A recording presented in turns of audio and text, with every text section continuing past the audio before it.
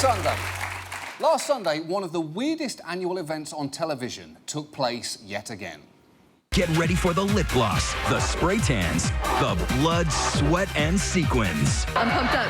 Ladies and gentlemen, your 2015 Miss America semifinalists. Beautiful. Beautiful! And just a reminder to those of you at home, it is the year 2014 and I am a fully clothed man standing in front of a line of women in swimsuits awaiting judgment. Beautiful. Beautiful. Yes. Last Sunday was the Miss America Pageant, and through it all, the swimsuits, the dance numbers, the inexplicable ventriloquism, it was very difficult not to think, how the f*** is this still happening? Beauty pageants haven't really made sense since an era when people talked like this. Girls, girls, girls, everyone lovely and talented. One from nearly every state in the Union, including Alaska. Oh, including Alaska, yes! And you know why they mentioned that? Because Alaska had only just become a state back then. In fact, in the early days, it made sense to have a contest with criteria like this. The very first years, there was a literal breakdown. 5 points for the construction of the head, 5 points for the limbs, 3 points for the torso, 2 points for the leg. 3 points for the torso. I think even back then, that was code. Hey, I met this great dame, see? She's got a great torso, see? 34D torso, you should meet her. How's the construction of her head? It's ridiculous. It's ridiculous. But the only time that beauty pageants are relevant nowadays is whenever someone forwards you a link to something like this. I believe that our education, like such as in South Africa and the Iraq, everywhere like such as, and I believe that they should, our education over here in the U.S. should help the U.S. Or should help South Africa and should help the Iraq and the Asian countries. Now, to be fair, the question she was asked was, can you do an impression of a dictionary in a washing machine? And I think everyone, she nailed that. She nailed that. Look, no. It is easy to make fun of pageant contestants, but which is really crazier? That they sometimes give stupid answers, or that they are almost always asked ridiculously complex questions? Government tracking of phone records has been in the news lately. Is this an invasion of privacy or necessary to keep our country safe? Why or why not? Should people who leak classified documents in the name of public information be charged with treason? In recent weeks, the U.S. has released 5 detainees from Guantanamo in exchange for 1 U.S. soldier held captive in Afghanistan. The U.S. policy is to leave no soldier behind. Do you think it's fair to sacrifice or swap lives in order to uphold this policy? What? I totally agree with the guy in the background there. Because I sincerely doubt that the intricacies of hostage exchanges are going to be resolved by a 21-year-old PR major and the star of Sharknado. In fact, last Sunday, this was an actual question. The savagery of the ISIS threat to our security was demonstrated by the gruesome videos of 2 journalists and an aid worker being beheaded. What should our country's response be? That's right. They asked one of the contestants to solve ISIS. And she only had 20 seconds to do it.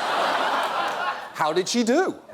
This is an absolute outrage, and something definitely needs to be done, but I don't think America needs to be the only one to do it. I really think it's important for the world, for the UN to come together and decide what's the best thing united that we can do to really come together as a bigger and more impactful source to end this horrid thing that's happening.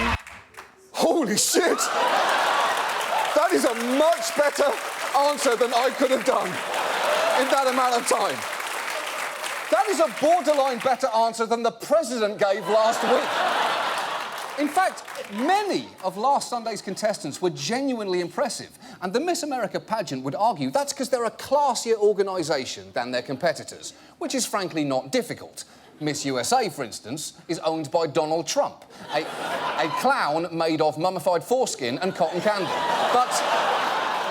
And look, he's was pretty blunt about his criteria. Well, obviously it's great outer beauty. I mean, we could say politically correct that the look doesn't matter, but the look obviously matters. Like you wouldn't have your job if you weren't beautiful. It is a little ironic that the Miss USA beauty pageant is overseen by one of the ugliest souls on the planet. But look, Miss America is supposed to be different from all that. Miss America is about something more than just looks. This is a scholarship pageant, Lee. Miss America funds scholars. It's the largest scholarship program in the world for women. It's easy to think that this is just a beauty pageant, but this is a scholarship pageant, Miss America is. Right. Yeah, right. You need to see them in bathing suits because, as we all know, the intelligence portion of the brain is located somewhere on the upper thigh. In fact, Miss America trades on their scholarship claims so much. If you call the Miss America headquarters, this is what you hear. Thank you for calling the Miss America organization, the world's largest provider of scholarships for women. OK, that is suspiciously defensive right out of the gate. That is like Walter White saying, hello and welcome to this regular car wash that's definitely not laundering money for my meth lab. Welcome. Welcome. If it is actually true that Miss America is the world's largest provider of scholarships for women, that's a little bit weird.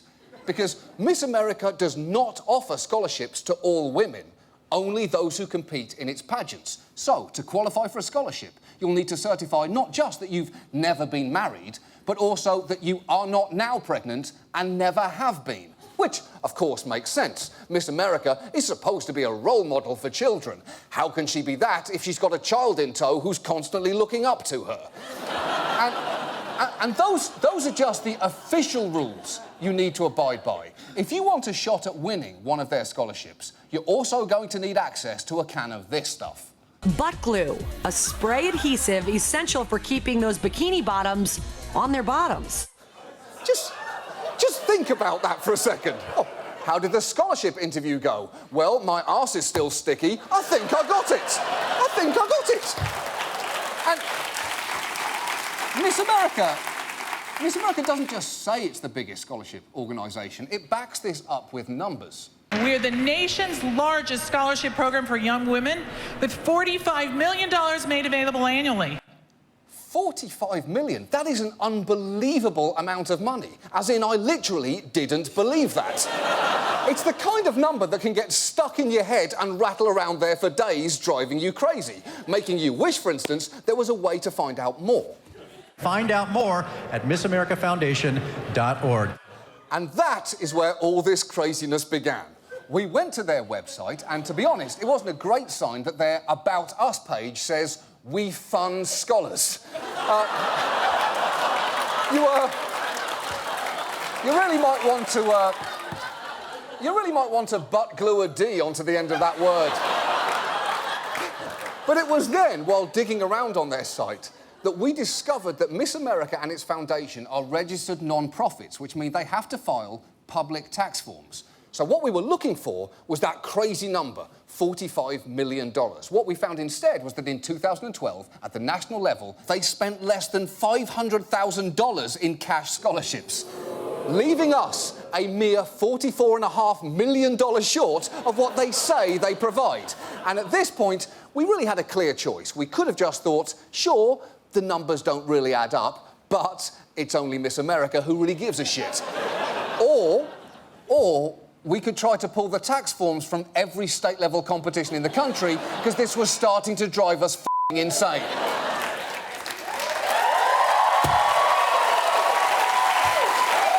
It's been a weird week here. We got 33 states' 990 forms and attempted to contact everyone else. But even making the most generous assumptions for every state and local pageant that we didn't get, we couldn't get even close to $4 million. When, remember, they are claiming this. $45 million made available annually. How the f*** is that possible? How's that possible? At this point, we were in way too deep, so we just called Miss America, which is when we first heard this. Thank you for calling the Miss America organization, the world's largest provider of scholarships for women. And it turns out the key word there is provider. Some schools offer scholarships directly to pageant contestants, and the trick is Miss America counts All of them, not just the ones they can physically take. So, for instance, Miss Pennsylvania's website says it offers the winner scholarships to these 4 colleges, and the value of every single scholarship is counted together, despite the fact that she is clearly going to attend at most 1, because she's not going to attend 4 colleges. She's not James fucking Franco. Furthermore, Miss Alabama, in its 2012 filing, said it provided nearly $2.6 million in scholarships to just one school, Troy University, which blew my mind. Because if that's true, that must be the single prettiest school anywhere in America. But when we contacted Troy, it turns out the pageant got to that $2.6 million by multiplying the value of a single scholarship by 48, the number of competitors who could theoretically accept it. Even though the actual number of contestants who accepted a scholarship that year was, and you are not going to believe this, 0. Absolute 0. Meaning that the difference between the money they provided and the money they awarded was all of the money they provided.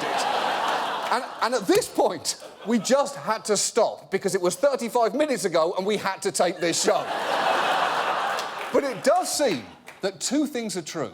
1, Miss America gives out way less than $45 million in scholarships. And yet 2, whatever the number is, one thing does still seem to be troublingly true. The Miss America organization is actually the largest provider of scholarships to women in the world. Yeah, because even their lowest number is more than any other women-only scholarship that we could find. More than the Society of Women Engineers, whose website is here, more than the Patsy Mink Foundation, here, and more than the Jeanette Rankin Women's Scholarship Fund, here, all of which you can donate to if you want to change the fact that currently the biggest scholarship program exclusively for women in America requires you to be unmarried with a mint-condition uterus and also rewards working knowledge of buttock adhesive technology, which is just a little bit unsettling. And in fact, let me try to explain why to the Miss America organisation through the only medium it seems to value: 20-second conversations with women in evening dresses and sashes. Please join me.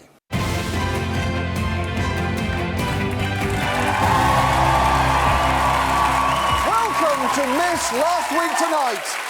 I'm proud to say, as of now, we are the world's largest provider of scholarships for women because tonight, 400 million $1 scholarships will be made available to the winner, of which she may choose just one. So let's bring out our first contestant, Miss First Contestant. Radiant. Question number 1.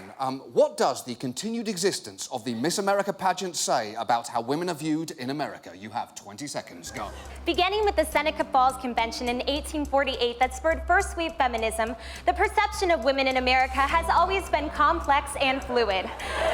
While it is theoretically possible that Miss America could evolve into a purely academic scholarship organization, at this point in time, the notion that beauty pageants are about anything other than outer beauty is belied both by the continued existence of the swimsuit portion and the fact that I'm expected to answer this question in just 20 seconds. Thank you very much. That's tremendous, tremendous, beautiful. And now, please welcome our final contender, Miss Kathy Griffin. Miss Kathy, your question. When providing access to scholarships, is there any place whatsoever for the judgment of a woman's body? Oh, I have no problem with that at all. Wait, what, really? Nope, no problem whatsoever. As long as men are subjected to the same demeaning process. Let me show you what I mean. Giuseppe, get out here. No. Oh, shit. Okay, all right. What exactly are you doing here, Kathy? All right, I am judging you as a host next to him. Well. All right, John, walk that runway, give us a twirl. Shit, it's just... Hosting's about a lot more than looks, Kathy. It's about just...